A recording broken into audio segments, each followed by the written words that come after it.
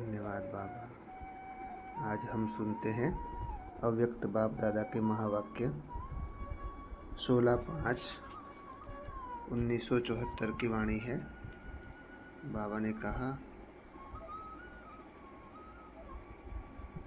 महारथी को कोई बात मुश्किल अनुभव हो, वह महारथी ही नहीं।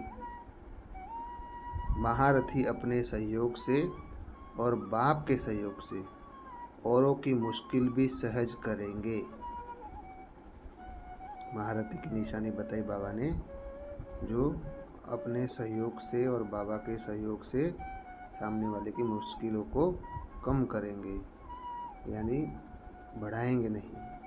अगर किसी की मुश्किलों को बढ़ाते हैं तो महारथी की लिस्ट में नहीं कहेंगे, सामने वाली मुश्किलों को कम करना है। फिर बाबा ने कहा, महारथियों के संकल्प में भी कभी यह कैसे, ऐसे क्यों, यह प्रश्न नहीं उठ सकता। एक और महारथी की निशानी बताई बाबा ने कि क्वेश्चन मार्क उठते हैं ना, ये ऐसे कैसे हो सकता है, ऐसे क्यों हो गया, ऐसे नहीं होना चाहिए था। ये सब प्रश्न महारथी आत्माओं के मन में नहीं उठते। कैसे के बजाय ऐसे शब्द आएगा, मतलब वो प्रॉब्लम आती है तो ऐसे कैसे हो गया वो नहीं बोलेंगे, वो बोलेंगे इसको ऐसे ठीक कर दो, हो जाएगा। फिर बाबा ने कहा, क्योंकि मास्टर नॉलेजफुल त्रिकालदर्शी हो ना, इन बातों को चेक करो। कैसे करूं, कैसे होगा, यह न स्वयं प्रति न दूसरों के प्रति चले, दोनों ही रूप में प्रश्न समाप्त हो। ऐसा ही सदा प्रसन्नचित्त व हर्षित रहता है। एक और निशानी बताई कि स्वयं के प्रति और दूसरों के प्रति कोई क्वेश्चन नहीं उठेगा, और ऐसी आत्माएं ही सदा प्रसन्नचित्त और हर्षित रह सकती। माना जो महारथी होते हैं वो सदा प्रसन्नचित्त होते, प्रश्नचित्त नहीं होते, खुश मिजाज होते हैं और उनके चेहरे पे सदा मुस्कान होती है, हर्षित रहते हैं। अब समझा महारथी के लक्षण क्या है? करने में कम नहीं। जब एक दो के संपर्क में आते हैं तो एक दो से स्वयं को कम नहीं समझते। समझने में हर एक अपने को अथॉरिटी समझते हैं और अपना हक रखते हैं।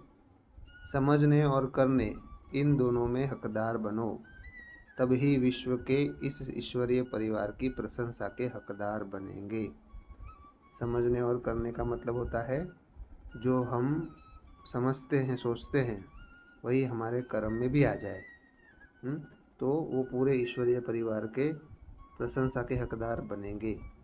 कोई भी बात के मांगने वाले मंगता नहीं बनो, दाता बनो। मान, शान, प्रशंसा, बड़ापन आदि मांगने की इच्छा मत करो। मांगेंगे तो जैसे आजकल के मांगने वाले को कोई भी प्राप्ति नहीं कराते और ही दूर से भगाते हैं, इसी प्रकार यह रॉयल मांगने वाले स्वयं को सर्व आत्माओं से स्वतः ही दूर करते हैं। ऐसा महारथी सीट पर सेट नहीं होता। लास्ट टाइम बताया था ना कि एक पुरुषार्थ है कि जो मुझे कुछ नहीं चाहिए, किसी से मुझे कुछ नहीं चाहिए, मान, शान, प्रशंसा, बड़ापन कुछ नहीं, वो नंबर 1 पुरुषार्थी होता है। और दूसरा कौन सा बताया था? ड्रामा के हर सीन में कल्याण समाया हुआ है, एक्सेप्टेंस पावर, हर सीन को एक्सेप्ट करके आगे बढ़ने की पावर। ये दो चीज़ें आपको बाबा का नूर रतन बना सकती है। तो अभी भी बाबा ने यही कहा कि जो महारथी होते हैं उनके अंदर कुछ भी प्रकार की मांगने की इच्छा नहीं होती है। इसलिए अब आप सभी महारथी हो, पूछ रहे बाबा। घोड़े सवार व प्यादों का समय गया। अब महारथी को अपने महारथीपन के लक्षण सामने रखते हुए स्वयं में समाने हैं। अब महारथी के लक्ष्य को सामने रखकर महारथीपन के लक्षण सामने रखते हुए स्वयं में समाने हैं। माना प्रैक्टिकल स्वरूप बनना है। ये जो बाबा ने बातें बताई उसका प्रैक्टिकल स्वरूप बनना है। कौन सी बातें बताई कि कहीं सूक्ष्म में भी कोई भी चीज़ की इच्छा ना हो। इच्छा मात्रमय विद्या, मांगने की कोई इच्छा ना हो। और ऊपर में बाबा ने बताया कि कोई भी प्रश्न नहीं उठेगा उनके मन में और सदा हर्षित होंगे। और हर प्रश्न का उनके पास समाधान होगा। कोई भी प्रॉब्लम होगा तो वो ऐसे कैसे हो गया वो नहीं कहेंगे, ये ऐसे ठीक हो जाएगा ऐसे कहेंगे। तो ये महारथी बच्चों की बाबा ने निशानी बताई कि वो सबके सहयोगी होंगे और मास्टर नॉलेजफुल होंगे, त्रिकालदर्शी होंगे। अब संपूर्ण स्थिति की स्टेज व संपूर्ण परिणाम यानी फाइनल रिजल्ट का समय नज़दीक आ रहा है। रिजल्ट आउट बाप दादा मुख द्वारा नहीं करेंगे या कोई कागज़ व बोर्ड पर नंबर नहीं लिखेंगे, लेकिन रिजल्ट आउट कैसे होगी? आप स्वयं ही स्वयं को अपनी योग्यताओं प्रमाण अपने अपने निश्चित नंबर के योग्य समझेंगे और सिद्ध करेंगे। माना जो बाबा ने बोला ना कि माला के मणके और 108 या 16,108, उसकी रिजल्ट बाबा कोई बोर्ड पे लिख के नहीं देगा। बाबा ने कहा वो अपनी योग्यता प्रमाण अपने नंबर को फिक्स करेंगे और सिद्ध भी करेंगे। माना सारी दुनिया मानेगी कि हाँ ये फर्स्ट नंबर है, ये सेकंड है, ये थर्ड है, ये फोर्थ है, ये 108 के मणके है। वो खुद भी अपने आप को मानेंगे और दुनिया भी मानेगी और 16,108 में है, ये खुद भी एक्सेप्ट करेंगे और दुनिया भी एक्सेप्ट करेगी। फिर आगे बाबा ने कहा ऑटोमेटिकली उनके मुख से स्वयं के प्रति फाइनल रिजल्ट के नंबर न सोचते हुए भी उनके मुख से सुनाई देंगे और चलने से दिखाई देंगे। अब तक तो रॉयल पुरुषार्थियों की रॉयल भाषा चलती है, लेकिन थोड़े समय में रॉयल भाषा रियल हो जाएगी। माना वो अपनी चाल चलन से अपने आप को प्रत्यक्ष करेंगे। जैसे कि कल्प पहले का गायन है, रॉयल पुरुषार्थियों का कितना भी स्वयं को बनाने का पुरुषार्थ करें, लेकिन सत्यता रूपी दर्पण के आगे रॉयल भी रियल दिखाई देगा। तो आगे चलकर ऐसे सत्य बोल, सत्य वृत्ति, सत्य दृष्टि, सत्य वायुमंडल, सत्य वातावरण और सत्य का संगठन प्रसिद्ध दिखाई देगा। क्या बोला बाबा ने? 74 की अव्यक्तवाणी है। आगे चलकर सत्यता रूपी दर्पण के आगे रॉयल भी रियल दिखाई देगा। तो आगे चलकर ऐसे सत्य बोल, सत्य वृत्ति, सत्य दृष्टि, सत्य वायुमंडल, सत्य वातावरण और सत्य का संगठन प्रसिद्ध दिखाई देगा। अर्थात ब्राह्मण परिवार एक शीश महल बन जाएगा। ऐसी फाइनल रिजल्ट ऑटोमेटिकली आउट होगी। ऐसा संगठन पूरे दैवी परिवार में एक ऐसा संगठन स्पष्ट नजर आएगा जो जिनके मुख से सत्य बोल होंगे, उनकी वृत्ति सत्य होगी, दृष्टि सत्य होगी, वायुमंडल वहाँ का सत्य होगा और वातावरण भी सत्य होगा। और ऐसा सत्य का संगठन प्रसिद्ध दिखाई देगा, स्पष्ट नजर आएगा। तो बाबा की आस है ऐसा संगठन बनाने की जिसके अंदर बोल में, मनसा में, वाचा में, कर्मणा में प्योरिटी हो। मनसा वाचा कर्मणा एक हो, ऐसा संगठन, ऐसा प्रेम वाला संगठन बाबा चाहते हैं। और ऐसा संगठन अब प्रत्यक्ष होने ही वाला है। अव्यक्तवाणी 27/5/1974।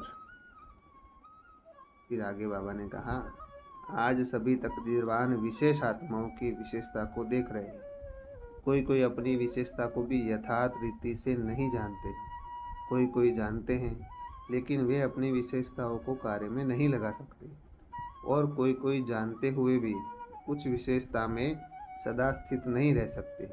वे कभी विशेष आत्मा बन जाते हैं या कभी साधारण आत्मा बन जाते हैं। कोटो में कहो अर्थात पूरे ब्राह्मण परिवार में से बहुत थोड़ी आत्माएं अपनी विशेषता को जानती भी है, विशेषता में रहती भी है और कर्म में आती भी है। कोटो में कोई में भी कोई विरले। माना ऐसे पास विद ऑनर 8 निकलते हैं और फिर जो पूजने वाली माला 108 निकलते हैं और फिर राजघराना के 16,108 निकलते हैं। तो ऐसी आत्माएं जो ब्राह्मण परिवार में बहुत थोड़ी है, तो वो आत्माएं अपने आप को बाबा ने बोला कि कर्म के आधार से प्रत्यक्ष करेंगी, अर्थात अपनी विशेषता से ईश्वरीय कार्य में सदा सहयोगी बनती है और बनाती है। ऐसी सहयोगी आत्माएं बाप दादा की अति स्नेही है। ऐसी आत्माएं सदा सरल योगी व सहज योगी व स्वतः योगी होती है। ऐसी आत्माएं क्या होती है? सरल योगी और सहज योगी। सरल योगी माना उनका चलते फिरते उठते बैठते सदा योग रहेगा, सरल योग रहेगा, मतलब योग उनको हार्ड नहीं लगेगा। और सहज योगी माना उनका योग भी सहज रीति से लग जाएगा, उनको ज़्यादा मेहनत नहीं करनी पड़ेगी।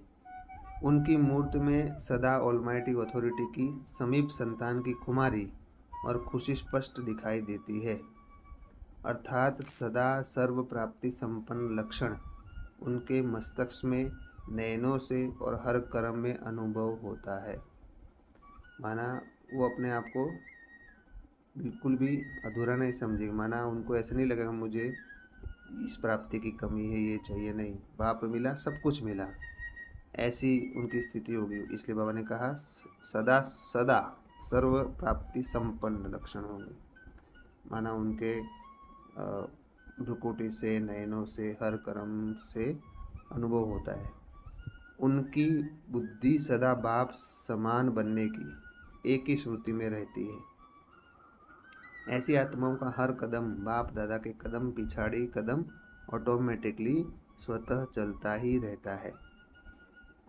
माना वो सदा बाप समान बनने का पुरुषार्थ करेंगे। माना वो हर कर्म में बाबा के साथ कंपेयर करेंगे कि इस सिचुएशन में बाबा होता तो इस आत्मा के लिए क्या सोचता, इस सिचुएशन में मेरी जगह पे बाबा होता तो इस आत्मा के लिए बाबा क्या सोचता।